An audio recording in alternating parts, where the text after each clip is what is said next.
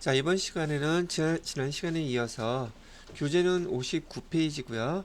59페이지 보시게 되면 직무 관리에 대한 얘기가 나와 있어요. 그러면 여기서 직무라는 게 또 뭔지를 구분을 할 줄 알아야 되겠죠? 자, 보시게 되면 직무란 종업원들에게 부여된 과업 또는 임무, 그 다음에 책임, 뭐 여러분 회계 업무라고 보시면 돼요. 직무관리, 직무관리라는 것이 직무의 내용이라든지 여러분이 회계 담당자로서 회계 담당 업무를 갖다가 하는 그 업무의 내용과 또 그 업무를 담당해야 될 그 근로자에 대한 그런 자료들을 갖다가 정보를 토대로 해서 그 내용을 갖다가 잘 정리해 놓은 것들, 그런 것들을 우리는 직무관리라고 얘기를 한다는 얘기죠. 자, 일을 무슨 일을 해야 될 줄 알아야 되는 것이고요. 그 일을 담당할 담당자는 어떤 자격 요건이 있는지 뭐 그런 것들을 갖다가 구분을 해놔야지만 이 사람을 채용할 때 또 그 업무를 맡길 때 그 일을 할 수 있는지 없는지를 판단할 수 있겠죠. 그런 것들을 우린 직무관리라고 불러요. 그래서 직무관리는 그런 직무 간의 가치 평가를 수행한다는 얘기죠.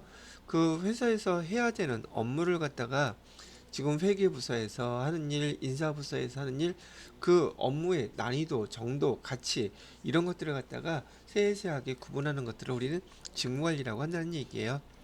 자, 조직 목표 달성을 위해서 직무 구조 및 내용 설계 활동을 갖다가 얘기하는 것이라고 얘기하고 있어요.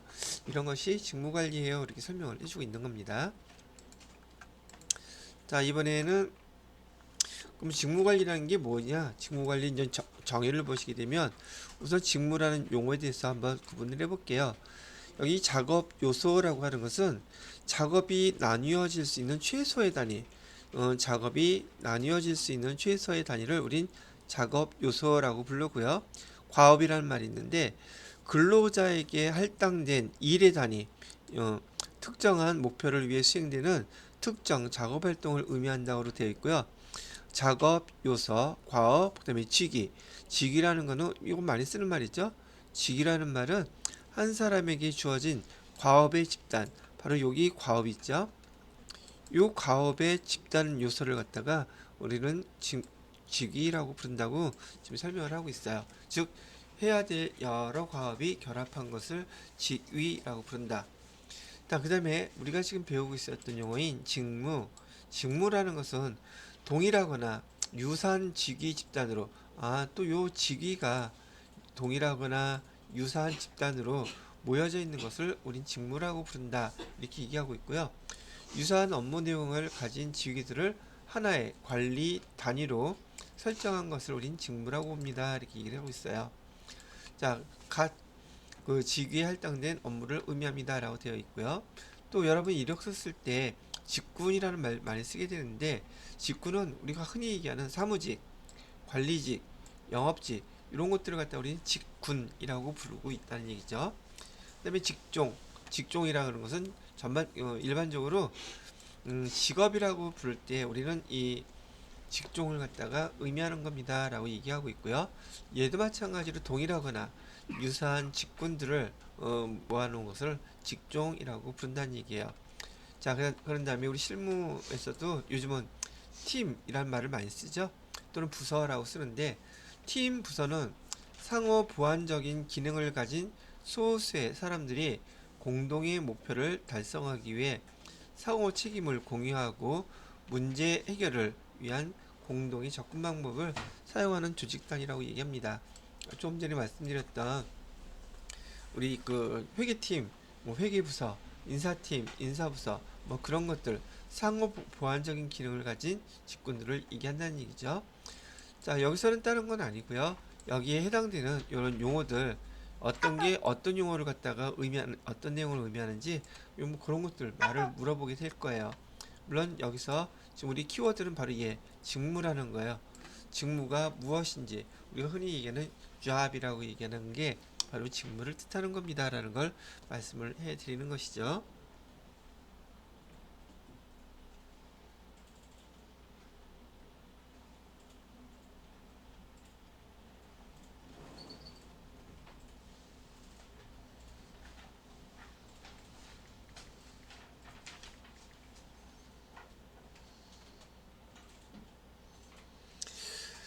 자, 됐고요. 그 다음에 여기 이번에는 직책과 직급도 많이 쓰는 용어죠. 직책은 뭐고 직급은 뭐예요? 직책은 그 책임이라는 거죠. 그 맡은 직무에 대한 책임. 그렇게 기억을 하시면 되지 않을까 싶으네요. 직책이라는 것은 그 아까 조금 전에 배웠던 직무라는 거에 대한 책임. 또 직급은요. 그 맡은 업무의 그 위치, 그다음에 뭐 등급 이런 정도로만 보시면 되지 않을까 싶으네요.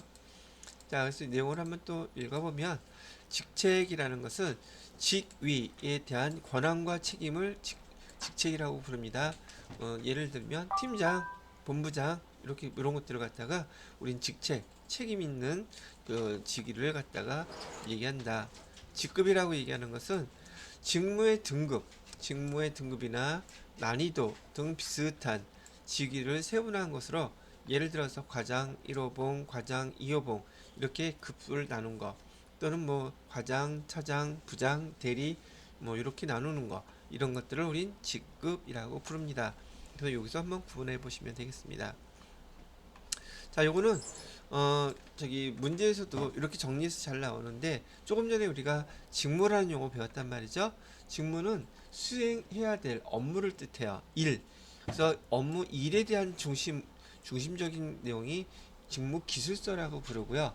밑에 직무 명세서는 그 직무를 수행할 사람에 대한 거예요. 그래서 여기 직무 기술서와 직무 명세서를 구분해야 되는데 직무 기술서라는 것은 직무에 대한 일 자체를 기록해 놓은 것이고요.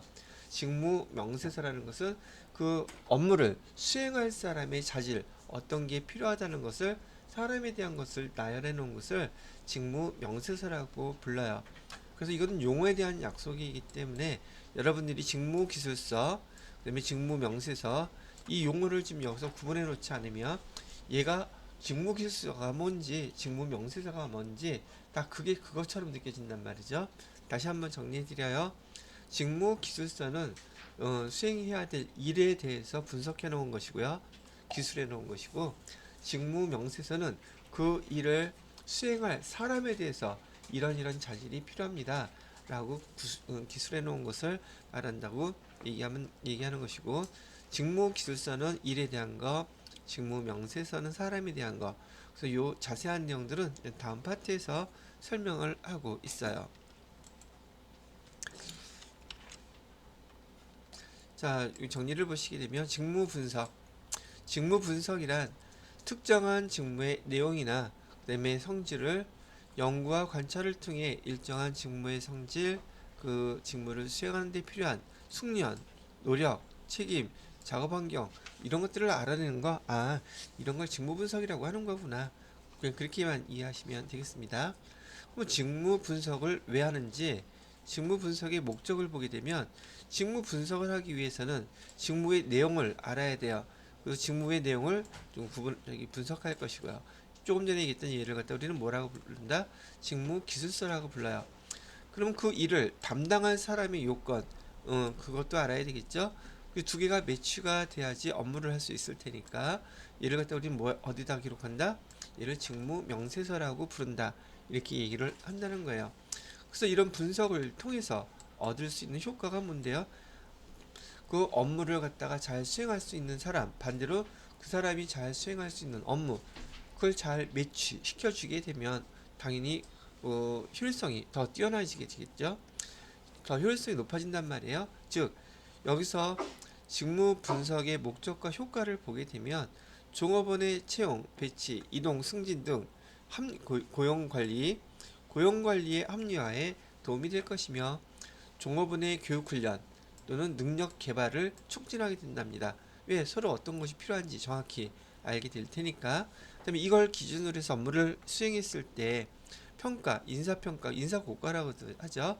평가 관리를 할 때 좀 더 공정할 것이며 보상 관리할 때도 당연히 임금 관리에 대해서도 공정하게 처리를 해줄 수 있게 된다는 얘기예요.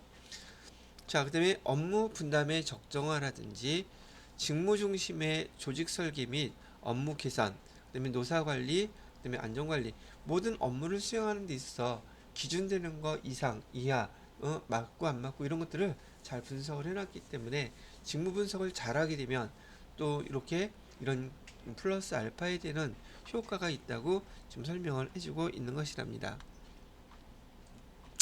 자, 그 다음에 직무 분석. 자, 직무 분석은 절차가 있어요.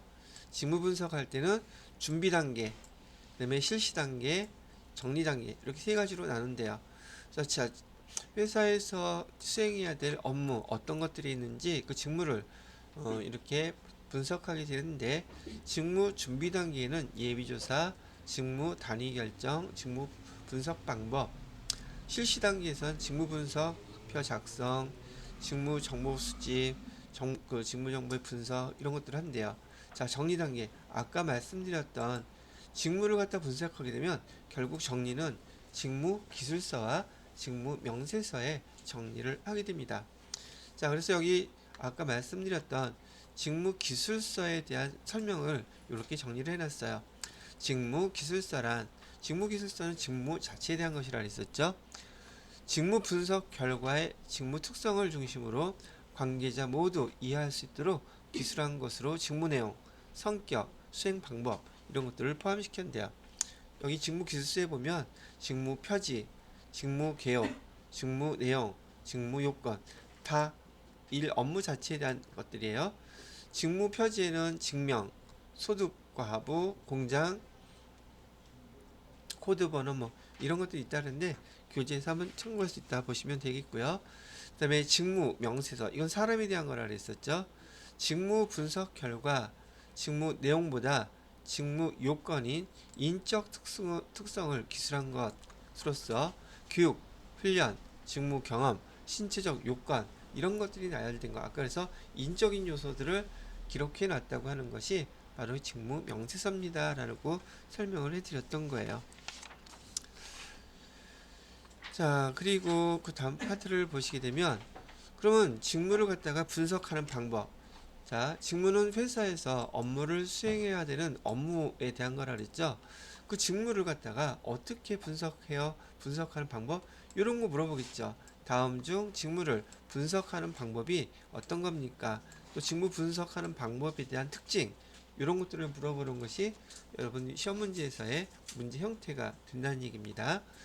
자, 그래서 직무 분석의 방법 뭐뭐 있어요? 관찰법, 면접법, 질문지법, 경험법, 체험법.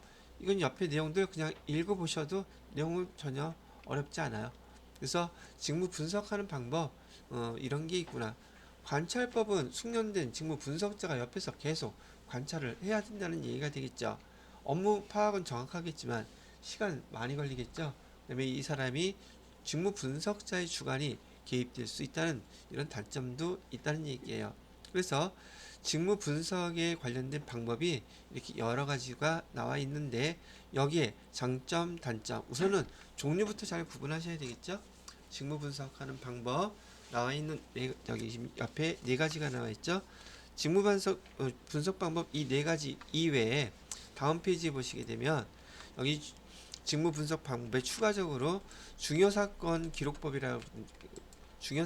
기록법이라든지 그다음에 워크 샘플링법이라든지 작업 기록법, 종합 분석법 이런 것들이 나와 있는데, 이게 다 직무 분석 방법이거든요. 그래서 직무 분석 방법에 대한 거 장점, 단점들을 그냥 뭐 특별한 설명을 할 필요는 없어요. 이거 내용들을 구분해서 읽어보고 오른쪽에 있는 설명 내용들이 어떤 것을 나타내는지 특징적인 것들을 구분하실 수 있으시면 된다는 얘기죠.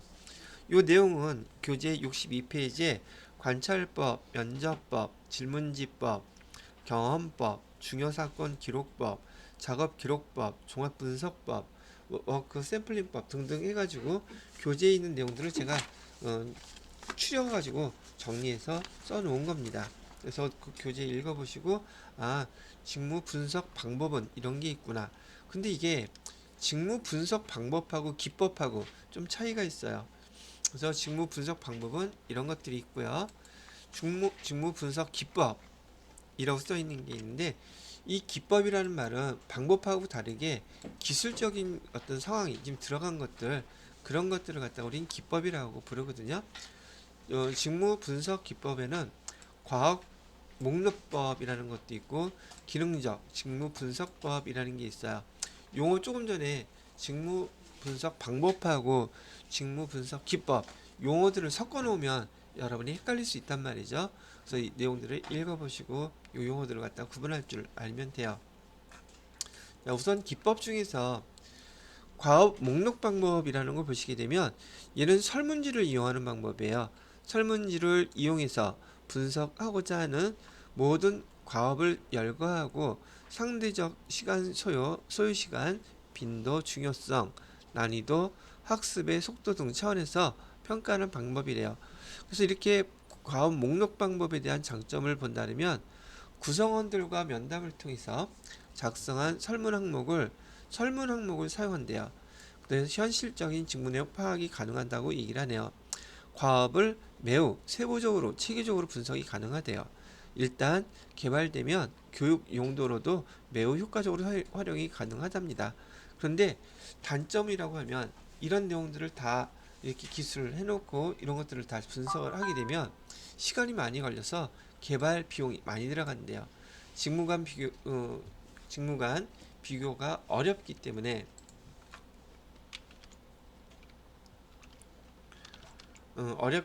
직무평가 등의 용도로는 적합하지가 않습니다라고 얘기를 하고 있네요. 과업 목록법에 대한 차이였었어요.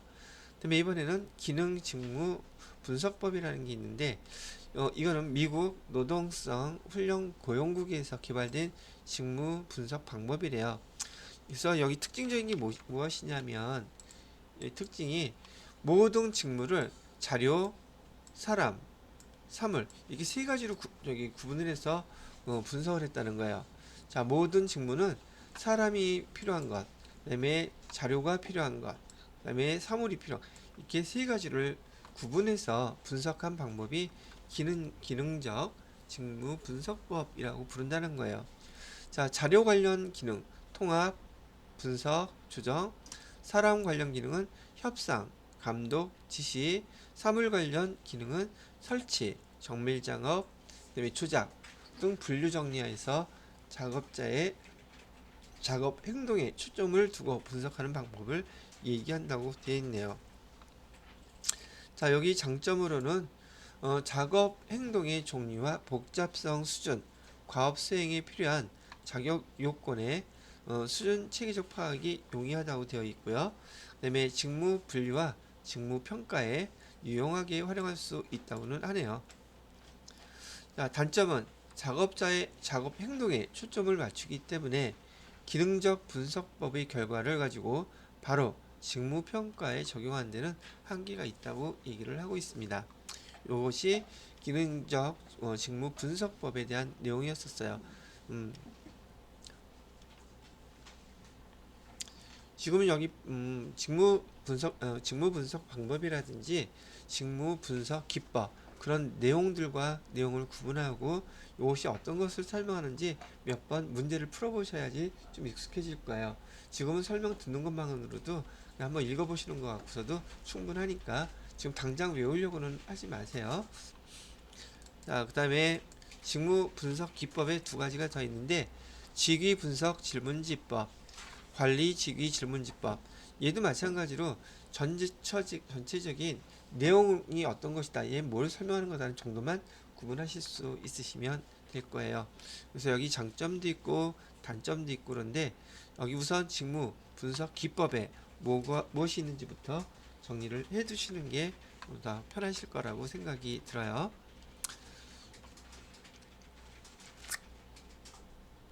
자, 근데 요 내용들은 사실 지금 이런 인사 조직 관리와 관련돼서 직무에 관련돼서 수많은 책들이 쓰여진 것을 요약해 갖고서 정리해 놓은 것들이거든요. 그러니까 내용이 상당히 광범위해요. 그래서 우리 이 내용을 갖다가 세세하게까지는 할 필요는 없겠지만 그래서 이따가 기출문제, 이론 문제에서 여러분들이 얘를 어떤 식으로 질문하는지를 갖다 먼저 보셔야지 돼요. 그래서 지금은 내용 읽으시면서 한번 읽어보시고 그런 다음에 문제를 풀면서 이 문제에 대해서 어떤 질문을 어떻게 하는지만 구분을 해보시면 좋겠다는 얘기죠. 자, 그러면 여기도 한번 잠깐 정리를 하고 넘어갈게요. 직위 분석 질문지법이라고 되어 있는데 아까 얘기했던 직위예요. 맥코이와 그의 동료들에 의해 개발된 것으로 이거 이론까지는 굳이 상관은 없습니다. 개발된 것으로 표준화된 그다음에 행동, 상태, 직무 특성 등을 측정하는 평가 방식이라고 되어 있네요. 작업 활동과 관련된 문항 187개가 있대요. 어이 많긴 하네요. 작업 활동과 관련된 문항 178개, 아니 187개. 그다음에 임금 관련된 문항 급여죠. 임금 문항 관련 7개에서 총 194개 문항으로 구성이 되어 있으며 대부분의 직무에 적용할 수 있어 표준화된 정보를 수집하는 대표적인 직무 분석 방법이라고 합니다. 뭐가요? 직위 분석 질문지법이요.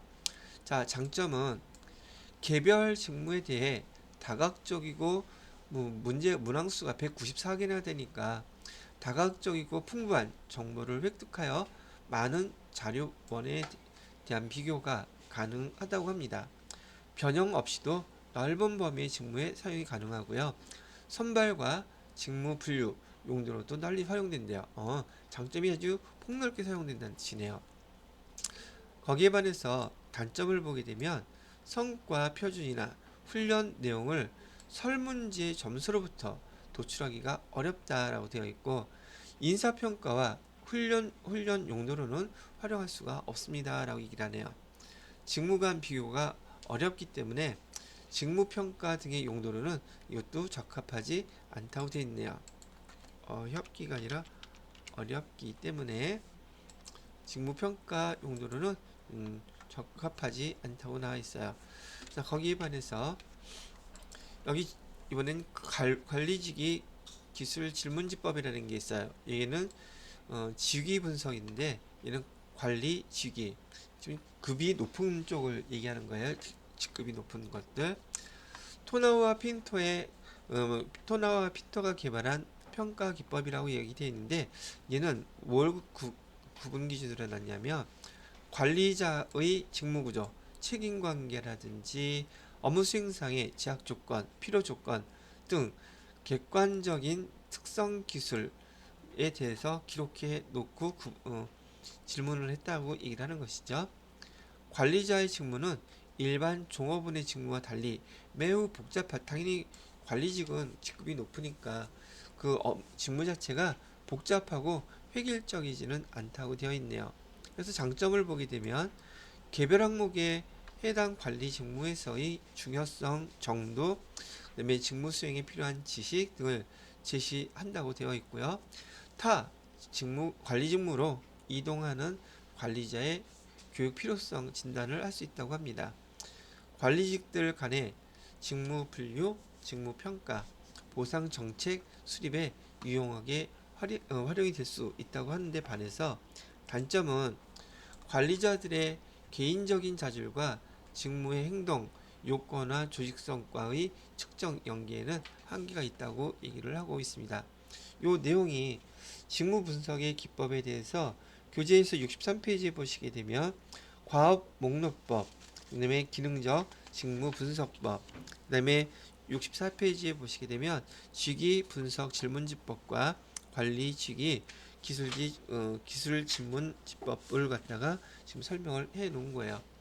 자, 아까 말씀드렸던 것처럼 지금 우리가 직무 분석에 대해서 배우는데 직무 관리에는 직무 분석을 갖다가 두 가지로 한다고 했었죠. 직무 분석 방법과 분석 기법이 있다는 거예요.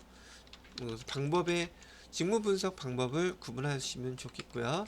그다음에 직무 분석 기법 이 두 가지 우선 종류 구분 분석 기법의 방법과 기법 이 두 가지를 구분해야 되고요. 종류들을 구분하고 난 다음에는 각각의 방법이 옆에 설명해 놓았던 그 내용들 있죠. 그 내용이 어떤 것을 설명하는지 그런 것들을 참고로 보실 수 있으시면 된다는 얘기입니다. 자, 그러면 세 번째 파트는 이번엔 평가. 자, 직무관리란 용어 먼저 설명 앞에서 드렸고요. 직무관리에 대한 거 용어 설명, 정의와 내용, 용어 설명해 드렸고, 지금 직무 분석에 대해서 방법, 기법에 대한 거를 말씀을 드렸단 말이죠. 세 번째 단계는 여기 세 번째 단계는 그런 직무를 평가하는 거예요. 그래서 시험 문제에서도 요 순서가 잘 나온단 말이죠. 직무 관리 우선 직무 분석부터 해야 돼요. 직무 분석하고 난 다음에 직무 평가해야 돼요.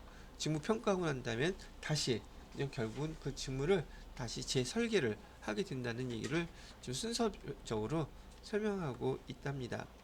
자, 그래서 직무 평가에 대해서 보시게 되면 직무 평가란 기업 내에서 각각의 직무가 차지하는 상대적인 가치를 결정하는 것을 직무 평가라고 부른대요. 각각의 직무가 지니는 중요도, 그다음에 업무 수행상의 곤란도, 그다음에 복잡도, 책임도 이런 것들을 갖다가 평가하는 과정을 우리는 직무 평가라고 부른답니다. 이 직무 평가는 사람을 평가하는 게 아니에요. 그 업무 자체를 평가하는 것이기 때문에 직무 자체를 평가하는 과정을 우리는 직무 평가라고 하지, 인사고과처럼 사람을 중심으로 해서 평가하는 게 목적이 아니란 얘기예요. 자, 그럼 이 직무 평가를 하는 주 목적은 뭐겠습니까? 하는데 그 직무를 맡기게 되면 그 직무를 담당하는 사람은 합리적인 임금을 갖다가 결정을 해야 된다는 얘기죠. 즉, 어려운 업무를 담당하는 사람과 쉬운 업무를 담당하는 사람이 나이가 같다는 이유로 동일한 임금을 주어서는 안 된다는 얘기예요. 그래서 난이도가 필요하고, 여러분들 같은 경우 회계 지식, 세무 지식이 있어야지 이 업무를 맡을 수 있는 그런 사람들이 있는가 하면, 이런 지식, 돈 들이고 시간 들이고 노력하지 않고 그냥 시간만 맞춰서 그 주어진 일만 하면 그 일을 할 수 있는 사람들하고 똑같은 업무가 아니죠. 이런 거 난이도에 따라서 급여 또는 그 임금이 차이가 결정이 돼야 한다는 것을 그 전제로 한 직무 평가를 갖다가 하는 주 목적이 된다는 얘기죠. 그래서 여기 보시게 되면 합리적인 임금 격차의 결정을 하기 위한 것, 또는 각종 임금 체계의 공정성을 확보하는 수단, 그 다음에 인사관리 전반의 합리화, 즉 인력의 확보라든지 배치, 개발의 합리성을 제고하는 그런 목적을 가지고서 직무평가를 합니다라고 얘기를 하는 거야. 직무평가는 목적이 세 가지라는 얘기죠. 직무 평가를 하는 주 목적은 합리적인 임금 격차의 결정, 두 번째는 각종 임금 체계의 공정성, 세 번째는 인사관리 전반의 합리화, 이 세 가지가 직무 평가의 주 목적입니다라고 설명을 하고 있어요.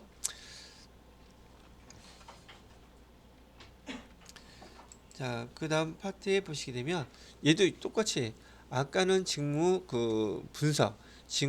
분석의 방법이 있었던 것처럼 이번에 직무 평가를 하는데도 직무 평가에 대한 방법도 있어요. 여기 직무 평가 방법의 첫 번째 나오는 것이 종합적 평가 방법이라고 되어 있죠.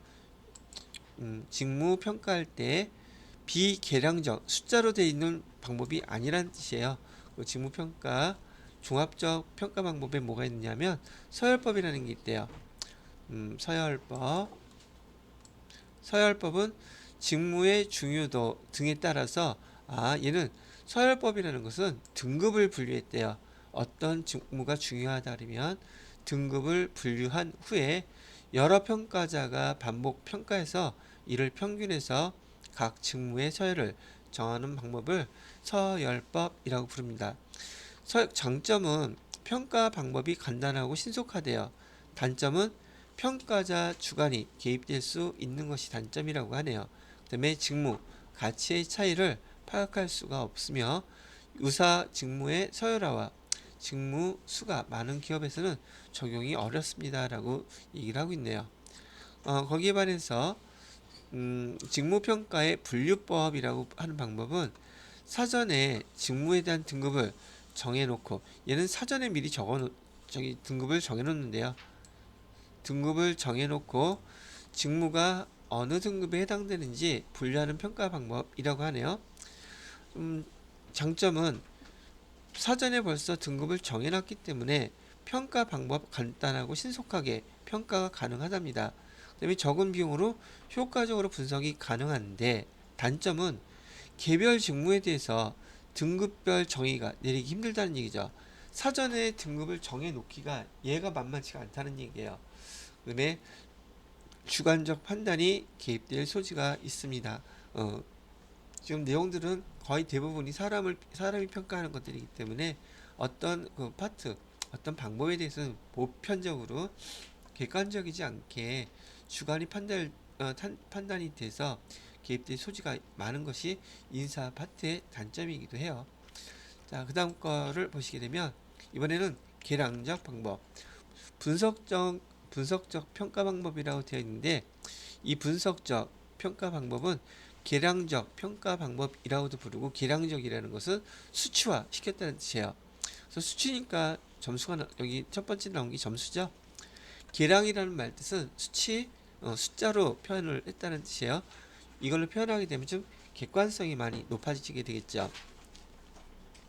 자, 그래서 직무 분석에 따라 직무를 기초적 요소로 분석하여 평가하는 방법인데 직무를 요소별로 구분하고 그 요소의 중요도에 따라서 점수를 부여했네요.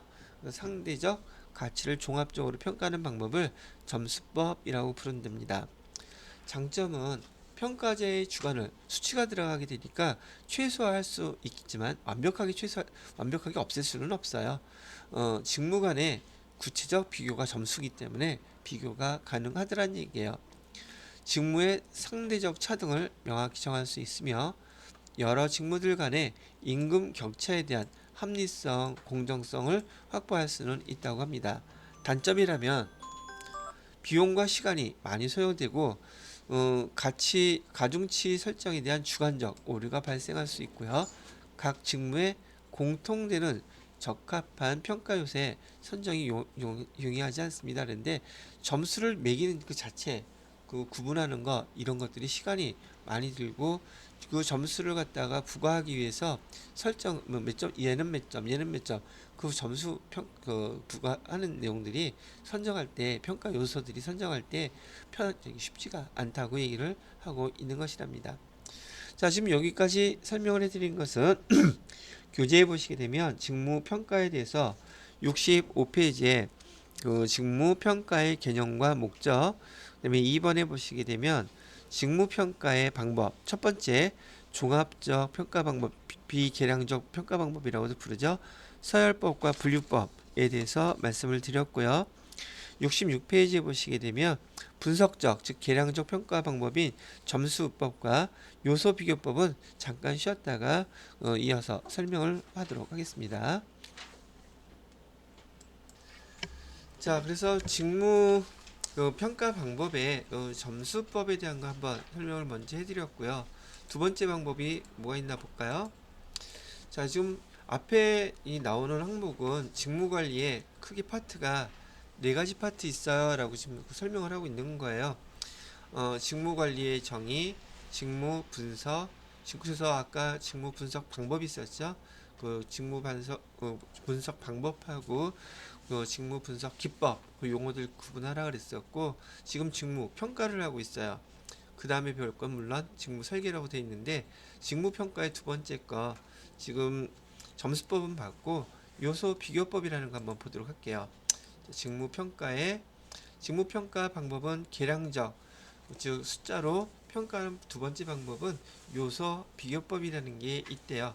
직무 요소에 따라서 분석하는 방법이라고 그러는데 가장 기본이 되는 몇 개의 기준 직무를 갖다가 기준 직무의 평가 요소별 가치를 임금액으로 환산하여 직무의 상대적 가치를 평가 요소별로 비교 평가하는 방법을 요소 비교법이라고 부른대요.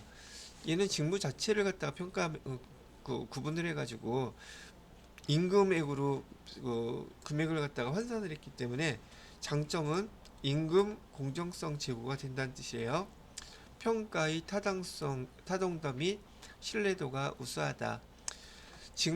기준 직무를 통하여 평가함으로 유사한 직무 및 기업 내 전체 직무를 평가하는 데 용이하고 직무 기준이 적절히 선정되었다면 점수법보다도 훨씬 합리적인 방법이 요소 비교법입니다 라고 얘기를 하고 있어요. 그러면 단점이라고 한다면 비용과 시간이 많이 소요된대요. 평가 요소에 대한 주관이 아까 계속 공통점이죠. 평가 요소에 대한 주관이 개입될 가능성이 높고 평가 과정이 복잡하대요. 기준 직무가 잘못 선정이 되었을 때에는 수용성을 이끄는 데는 한계가 있다. 기준 직무가 잘못 선정되게 되면 여기저기서 불평불만이 많이 나타날 수 있는 상황입니다라는 걸 얘기해주고 있는 거죠. 자, 그래서 여기 보시게 되면 그러면 이렇게 직무를 평가할 때 기준 요소는 어떤 걸로 해야 돼요? 라고 얘기를 했는데 직무 평가의 기준 요소는 책임, 직무라는 거는 그 직무를 맡겼을 때 책임을 갖다가 당연히 질 수 있어야 될 것이고요. 그다음에 작업 조건의 요소, 즉 위험도가 어느 정도나 되는지, 작업 시간은 몇 시간을 해야 되는지, 작업할 때 환경은 어떤지, 작업할 때 위험은 어떤지, 이런 작업 요건에 대한 것도 직무평가의 기준 요소로 들어간다는 얘기고요. 그 다음에 숙련 요소, 이 직무를 수행할 때에는 지식, 기술, 경험, 교육, 몰입, 도전성, 판단력 이런 것들을 판단해서 직무 평가할 때 기준 요소로서 숙련 요소도 반영해야 됩니다 라는 걸 얘기를 하는 것이고요. 마지막으로 노력 요소라고 해가지고 육체적으로, 정신적으로, 구조적으로 창의성 이 필요한 그런 직무의 그 특성이 있는지 없는지를 이 직무 평가할 때 기준 요소로서 반영을 하세요 이렇게 얘기를 하는 거죠. 지금 보시는 것처럼 직무를 평가하기 위해 기준 요소를 갖다가 선정하고 보니까 이런 기준에 맞게 직무를 갖다가 이렇게 분석하기 위해서 평가 요소 비교법처럼 이런 걸 만들려고 그러면 이걸 다 반영해야 되니 만드는 게 쉽지가 않겠죠. 그래서 아까 얘기했던 평가 과정이 복잡하고 또 이런 내용들을 분류하다 보면 주관이 개입될 가능성이 높아집니다라는 것을 얘기하고 있는 것이랍니다. 요 얘기는 여러분 교재 66페이지에 보시게 되면 거기 분석적 즉 계량적 평가 방법 요소 비교법 밑에 꼭 알아두기 그래서 직무 평가할 때 기준 요소 4가지 나와 있잖아요. 이런 것들 4가지 중에서 다음 중 직무 평가 기준 요소에 해당되지 않는 것 찾으라고 시험 문제가 나올 수 있겠죠. 이런 식으로 꼭 알아두기는 잘 체크해 두시고 봐두시기 바랍니다. 자, 여기까지가 지금 여기 설명해 드렸던 직무 평가에 대한 3번째 항목들을 갖다가 쭉 한번 정리해 드린 것이고요. 자, 이번에는 67페이지 보시게 되면 직무 설계 3번째 단계죠. 여기 지금 제가 모양 써놓은 것에 대해서는 요 4번째 직무 설계에 대한 거 한번 설명을 해보려고 합니다. 자, 여기 4번째 직무 설계에 대한 거 설명을 할게요. 자, 직무 설계. 직무 설계 개념과 목적. 직무 설계라는 게 뭐예요? 라고 물어본다면 조직의 목표 달성, 직무를 맡은 개인의 욕구 만족, 조직의 목표 달성과 개인의 욕구 만족을 시키기 위한 직무의 내용 또는 기능, 관계를 조정하는 것을 직무 설계라고 봐요. 직무의 내용과 작업 방법을 설계하는 합리적이고 체계적인 과정이라고 설명을 하고 있네요. 그러면 이 직무 설계를 하는 목적은 뭔가요? 직무 개선을 통해서 조직의 성과 창출, 이거 조직의 효율성과 성과가 있어야 되기 위해서 직무 설계를 하는 것이고 근로 환경을 향상시키기 위해서 직무 설계를 한답니다. 그러면 당연히 직무 설계를 하게 되면 이런 것들이 좋아질 수 있다는 얘기죠. 생산성이 향상됩니다. 또 종업원의 동기부여가 향상이 될 것이고요. 품질 개선과 원가 절감도 돼요. 이직 또는 훈련 비용도 감소하게 될 것이고요. 신기술에 대한 신속한 대응도 가능해져. 왜? 즉, 업무와 직무와 그 직무를 담당할 그 담당자의 그 매치가 잘 이루어졌기 때문에 이런 효과를 기대하고 이런 직무 설계를 회사에서는 다들 시행하고 있다는 뜻이기도 한답니다. 그리고 또 마찬가지로 여기 직무 설계하는데 직무 설계 또 방법이 나오겠죠. 직무 설계는 또 어떻게 해요? 자, 직무 설계 방법을 보시게 되면 직무 설계에 대해서 직무 설계를 할 때 전통적인 방법은 직무 전문화라는 방법을 썼었어요. 직무 전문화가 또 뭐예요? 요 용어를 또 설명할 거예요. 자, 전통적으로는 어떤 걸 사용했었다? 직무 전문화를 갖다가 저기 추구했었는데 지금 현대로 넘어오면서 과도기적인 관계 상황에서는 직무 순환과 직무 확대의 방법을 많이 이용하더래요. 그러면 여기 용어 지금 나와 있는 것들 계속 처음 보는 것들이 많죠. 직무 전문화, 직무 순환, 직무 확대. 이런 게 무슨 말이지? 요 용어를 구분할 수 있으시면 돼요.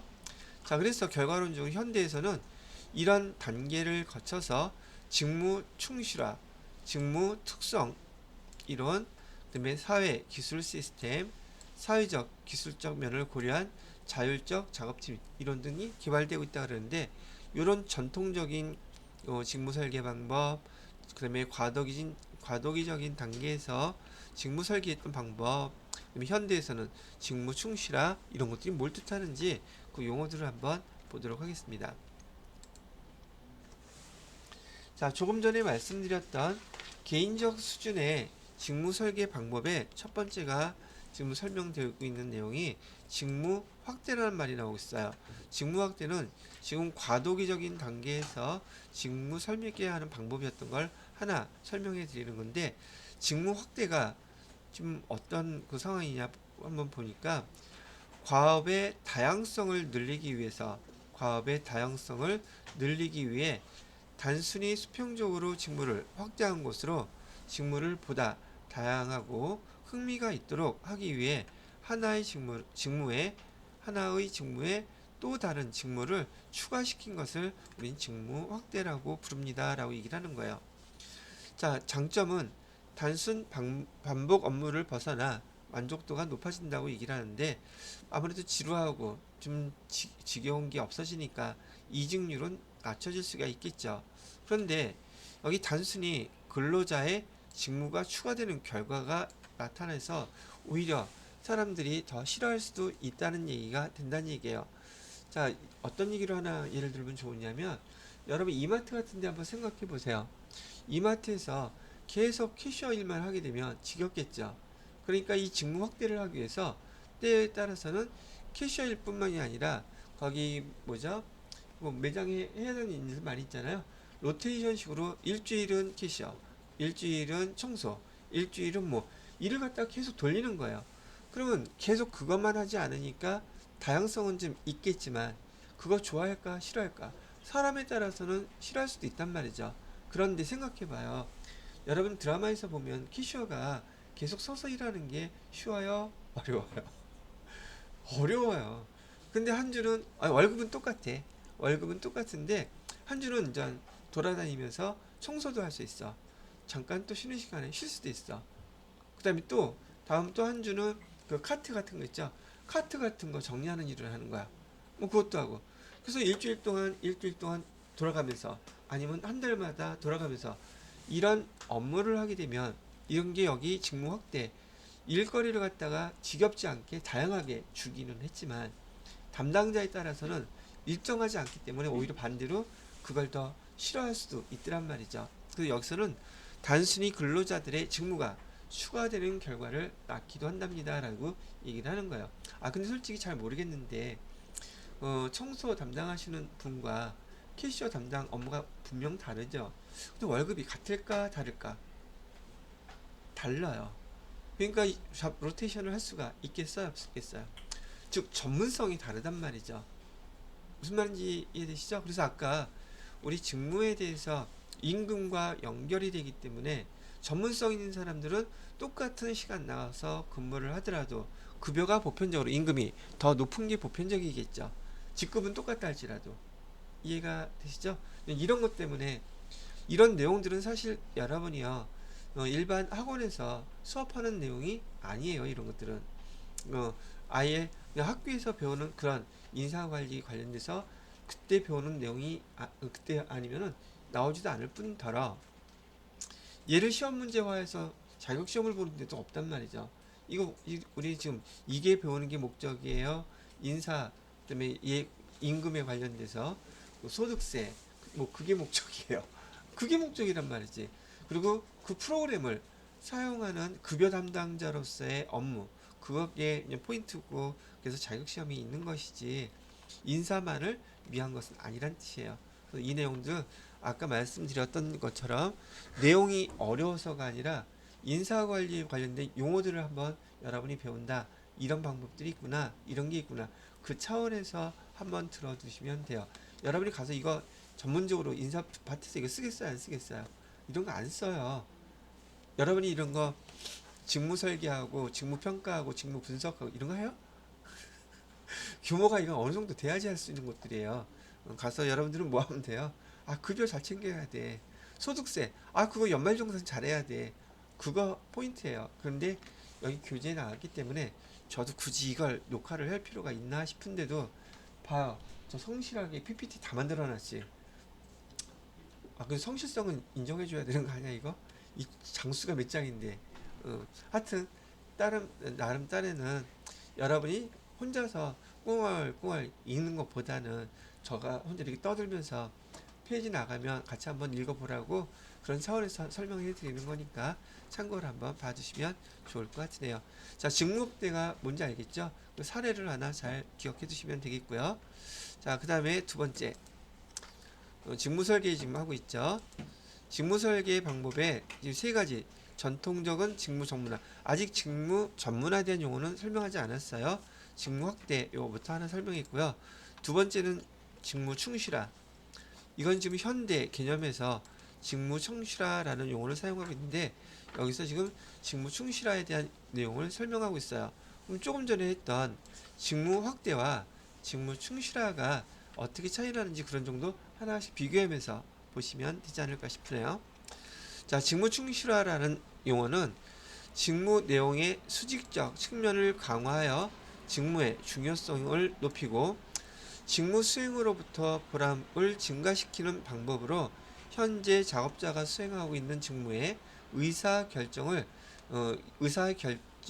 자유, 재량권과 책임이 추가되어 과업에 할당하는 것이라고 얘기를 합니다. 직무 충실이라는 것은 너한테 맡길 테니 업무를 갖다가 네가 책임지고 완결을 시켜봐 라고 한다면 결정적 요소가 누구한테 갖고 있는 거예요? 예를 들어서요. 회사에서 부가가치세 신고하는데 그 회계 부가세 담당자한테 그 위에 직급이 있을 거 아니겠어요?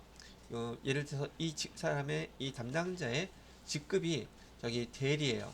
대리한테 과장이나 부장한테 결제 맞지 않고 네가 스스로 맞게 정확히 작성해서 신고까지 마무리하렴. 그러면 책임감이 엄청 부여되겠죠. 그렇잖아요?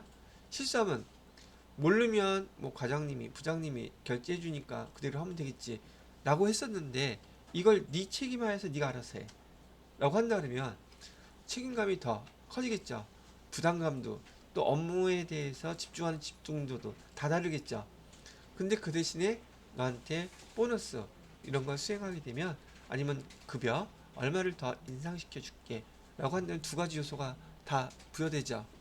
해볼 만해요? 아니요, 저는 못해요. 과장님이 결제해 주세요. 아니, 물론 그런 사람도 있지.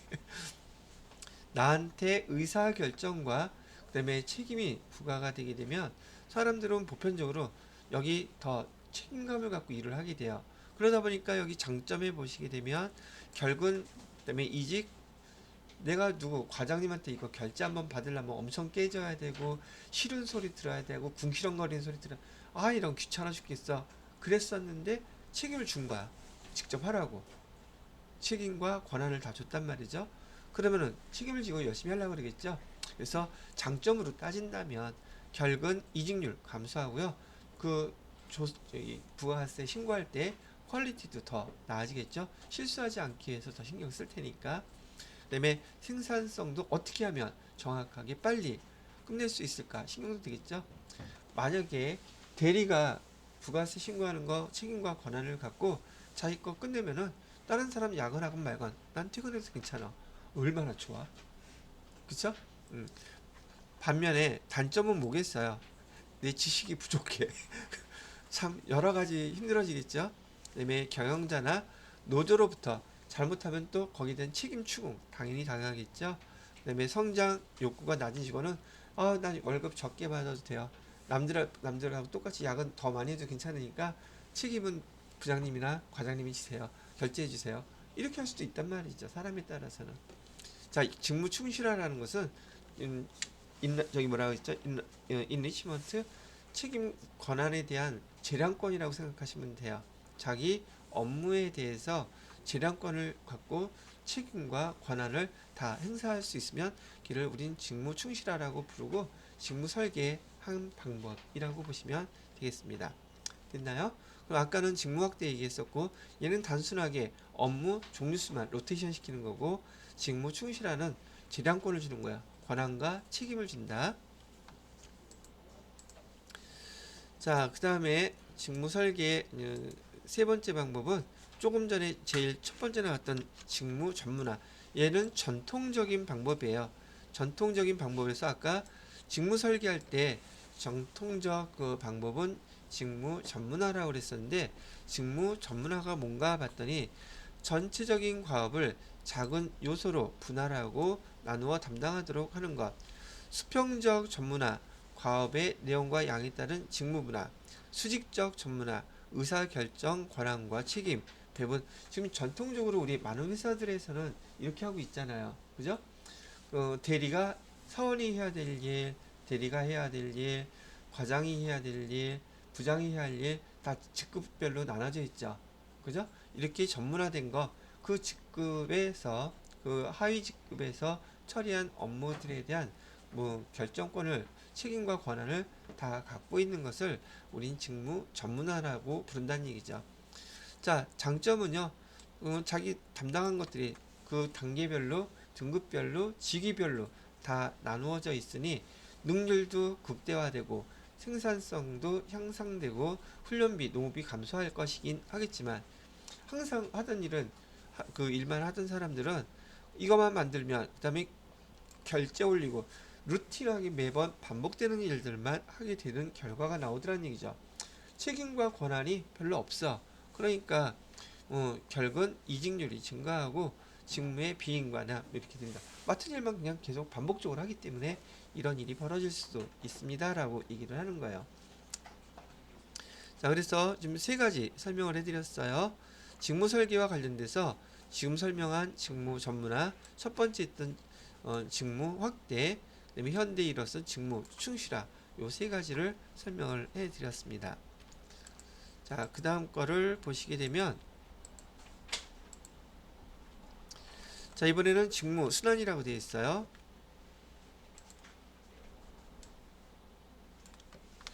자, 서로 다른 직무로 종업원을 순환시킴으로써 근로자에게 다른 기술을 경험할 수 있도록 기회를 제공하여 여러 직무를 전체적으로 이해하도록 하는 건데, 자, 아까 그 내용하고 좀 비슷하긴 해요.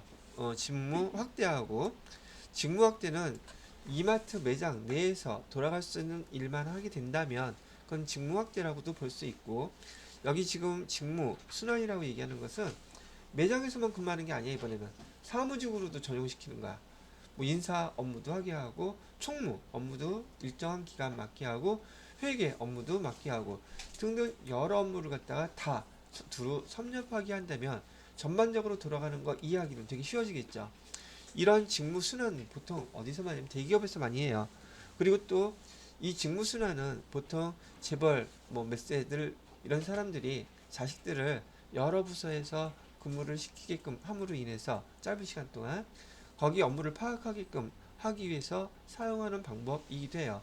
또 한 가지 뭐 좋은 얘기를 하면 좋은 얘기겠지만 회사에서 인재를 그 회사에서 지금 싹수가 보이는 친구를 성장시키기 위해서 이 잡 로테이션을 하는 경우도 많이 있습니다. 아무나 이렇게 해주는 건 아니에요. 그렇다고 해서 뭐 특별나서 해주는 것도 아니고 그 회사의 정책이 어떻게 되느냐에 따라서 회계부서에서도 보통 저도 일한 데서 그렇게 했거든요. 처음에 3개월 동안은 1년 동안은 매출 업무, 또 1년 동안은 매입 업무. 지금 얘가 회계 계정은 몇 개 되지 않는데 분량이 뒷담화나요. 양이 많단 말이죠. 그러다 보니까 그 업무 처리하면서 좀 기초 체력이 단단해지겠죠. 그런 다음에 뭐 출납 업무 3개월, 뭐 실제로 제가 했던 거예요. 그 다음에 해외 파트 업무 몇 개월, 세무 업무 몇 개월, 장부 업무 몇 개월, 그 다음에 재무제표 보고 업무 몇 개월, 이런 식으로 해서 계속 로테를 시켜갖고 처음에는 새로 신설되는 브랜드 있잖아요. 그 브랜드의 책임자로 내보내요. 전반적으로 다 해봤으니까.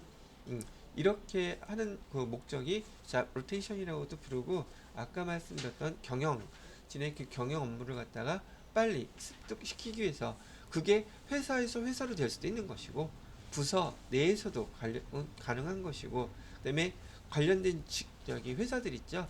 자매회사, 자매회사나 부서 이런 것까지도 다 가능하답니다. 자, 장점을 보게 되면 뭐 당연하겠죠. 장점은 작업 활동이 다양합니다. 지루함, 실증 감소하겠죠. 결혼 보충의 융통성도 있답니다. 필요하면 이 사람은 여러 가지 업무 해봤으니까 그쪽에서 비웠을 때 바로 충원을 해줄 수 있어요.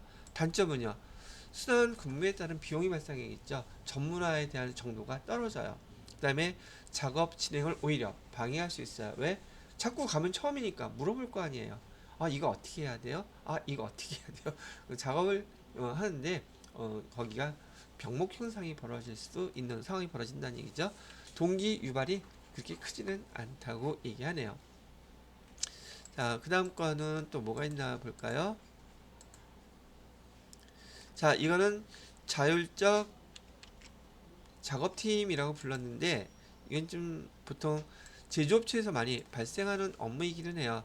얘도 현대에 들어서 아까 설명했던 직무 설계 방법 중에서 직무 충실화 이하고 지금 여기에 해당되는 자율적 작업팀이라고 얘기를 하는 거예요.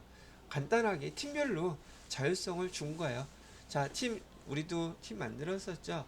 그래서 거기 팀 내에서 커뮤니케이션, 디스커션 해가지고서 회의한 다음에 어떻게 하면 자격증 다 딸 수 있을까, 이런 책임을 갖다가 팀장한테 또는 팀원 리더한테 부여하게 되면 부담 만빵이겠죠. 본인은 더 열심히 공부해야 되겠죠. 목적은 지난번에 그렇게 했었는데 얘가 쉽지가 않아요. 그래서 그런 거는 굳이 크게 말씀드리지 않고, 활성화 시키려고 했었을 때에도 지금 여러분들에 대한 개인적으로 얘를 전문적으로 했던 분들이 아니기 때문에요. 공부를 하더라도 이게 서로 큰 부담이 돼요.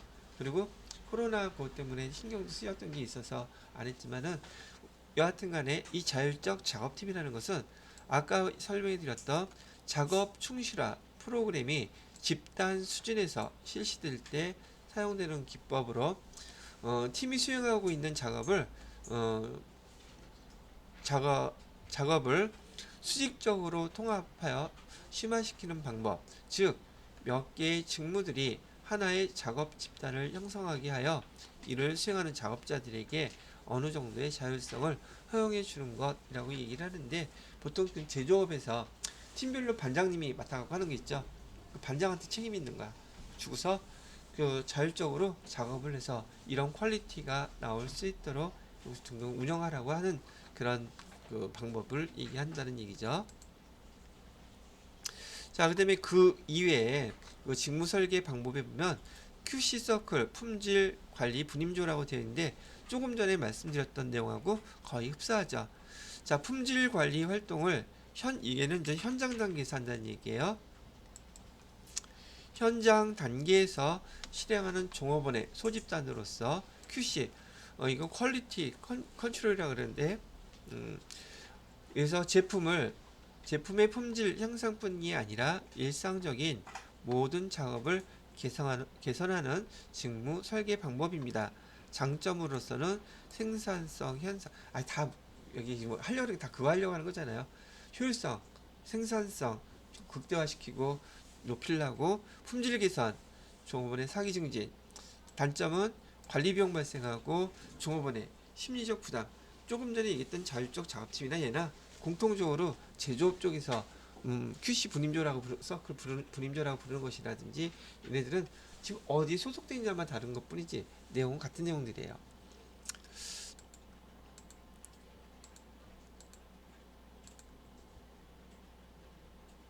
자, 그다음에 여기서는 아까 있던 직무 특성 이론이라고 했던 거 있었죠? 현대에 들어와서 했던 거 그거에 대한 설명이에요. 직무 특성 모형은 뭔가 봤더니 5가지 직무 특성 이건 가지수가 딱 특성으로 모여 여기 구분을 해놨대요. 기능의 다양성, 과업의 정체성, 과업의 중요성, 자율성, 피드백 이렇게 5가지로 직무의 특성을 구분해 놓고 중요 심리 상태에 일으켜 개인 및 작업 성과가 아니라 성과에 아이고,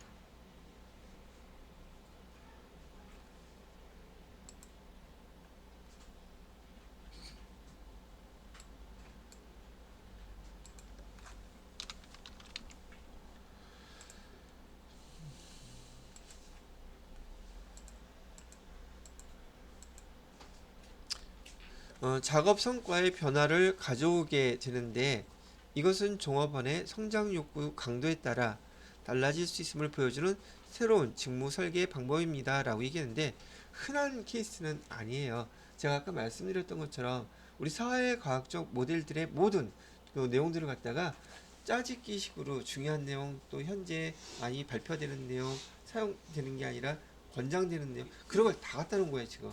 별의별 내용들이 다 들어가 있어요. 배우기에는 전반적으로 익히기에는 괜찮다는 얘기죠. 자, 여기 직무 특성 모형에 대한 장점은 내적 동기부여, 작업 성과 질적 향상, 그다음에 만족감 증대, 이직률 감소. 단점은 중요 심리 상태와 결과 변수 간의 분명한 인과관계 입증을 소홀히 할 수 있다. 중요 심리 상태가 직무 특성 외의 요소에 의해 유발 가능함을 간과할 수 있다라고 되어 있는데 이것도 교재에 대해서 몇 페이지에 얘가 나와 있느냐면 69페이지에 있어요. 69페이지의 맨 밑에 보시게 되면 직무 특성 모형이라고 되어 있어서 장점과 단점 그 내용 이렇게 5가지로 나누어서 평가를 하고 있습니다. 라고 설명을 하고 있는 것이랍니다.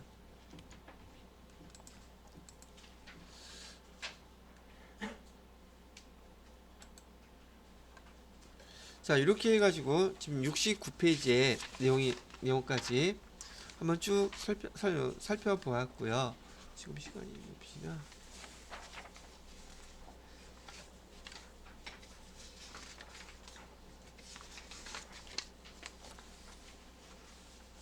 세 번째, 이제 아까 설명 처음 했던 우리 그 인사 업무와 관련돼서는 인적 자원 확보라는 게 있어요. 인적 자원 확보에 대한 거는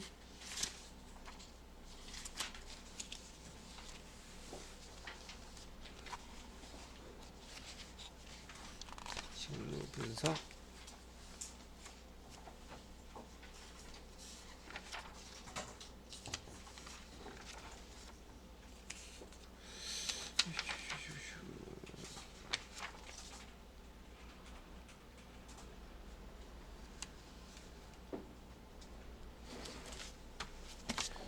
자, 시간이 몇 분 남았지?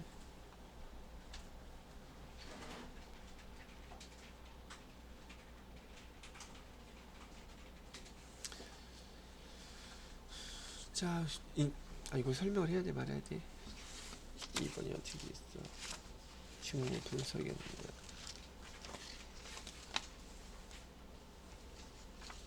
직무 분석. 자, 인적 자원 확보는 여기서 일단 끊고